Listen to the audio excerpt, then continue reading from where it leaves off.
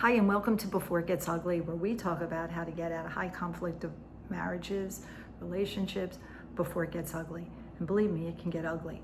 And by the way, if you like this content and if you want to still watch our videos, please subscribe below. Just hit that little subscribe button and you will get all kinds of information about when we are doing new videos.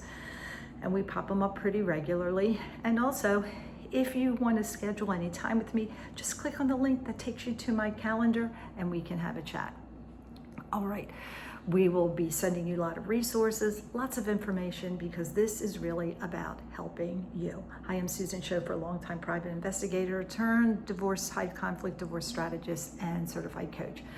And today we are going to talk about something really important. I say this every time. I say that every video is the most important because they all are. They're all equally important. So I hope you're kind of bopping around and looking at all the videos, which you've probably noticed by now is I don't mince words. I'm pretty direct. I don't have time to, and neither do you, for me to sugarcoat things. And I'm not going to sugarcoat. I'm going to lay it on the line. All right. So this video is needs and wants. What do you want and what do you need? So when my clients first come to me, they're like, and I want the house, and I want the car, and I want this, and I want the kids, and I want the kids, and I want to have full custody, and blah, blah, blah, blah, blah. Stop, stop, stop, stop, stop. We all want everything, right? Well, in divorce, you're not getting everything. Did you just hear me say that? Not getting everything. So in high conflict divorces, I have two suggestions.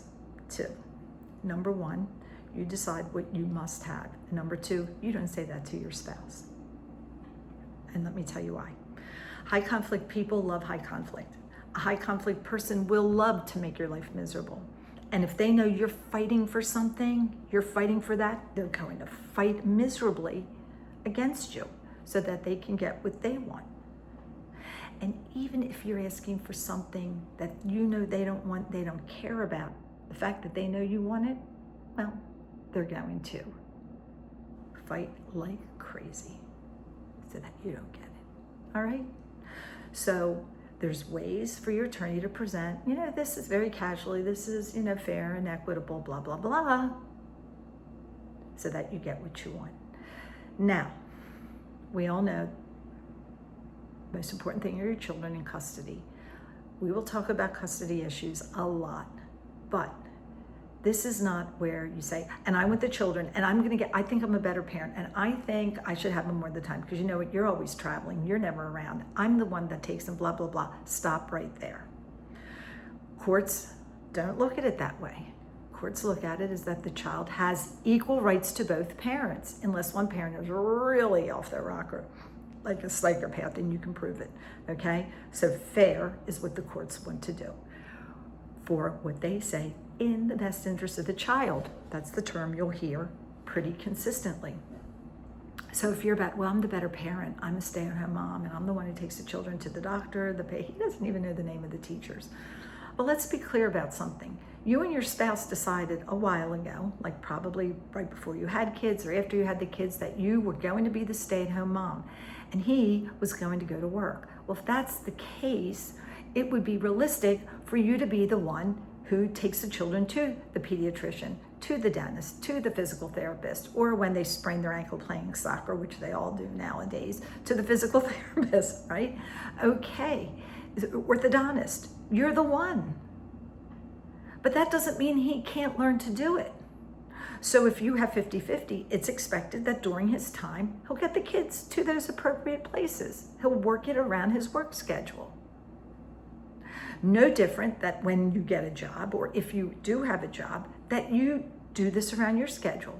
But the courts don't look at it as though the best parent is the one who drags the kids to all these things. I take the kids to soccer on Thursday. That doesn't make you the better parent. Here's who the better parent is. The better parent is the parent who will co-parent better with that other parent. Mm-hmm. So if you're running interference with, he wants to see the kids, and you're like, you know what, they don't really feel well today, they don't want to come to your house, that's not a good point for you. And if he does it to you, that's not a good point for him either. So the custody issues are, you want to be fair and square and co-parent with your spouse, with the children. But when you're thinking about what you want, make a list. 8 things that you want. Narrow to the 2 you have to have, and the others are negotiable. Okay? And understand the difference between needs and wants. Many people feel like, well, you know, he cheated on me, so I should get the house. Cheating on you doesn't mean anything. Judges hear cheating all the time. They don't care. There's a handful of states where they do, but most don't care. Okay, so he cheated. You're hurt, you're upset, but that is not going to make the difference on what happens with division of property. So just because he cheated doesn't mean that, well, you know, he cheated, so I should get half of his 401k. You'll get half of his 401k. His cheating had nothing to do with it. So, well, and I say you get half of the 401k. I don't know. It depends on how long you've been married. Do you have a 401k? There's a lot of other factors, but I think you get my drift. All right? So make that list, needs and wants. 8. Probably come down with more, but narrow it down to 2. And the children are not one of them, because the children have the right. They're not property, okay? They're not negotiable property. They had the right to both parents.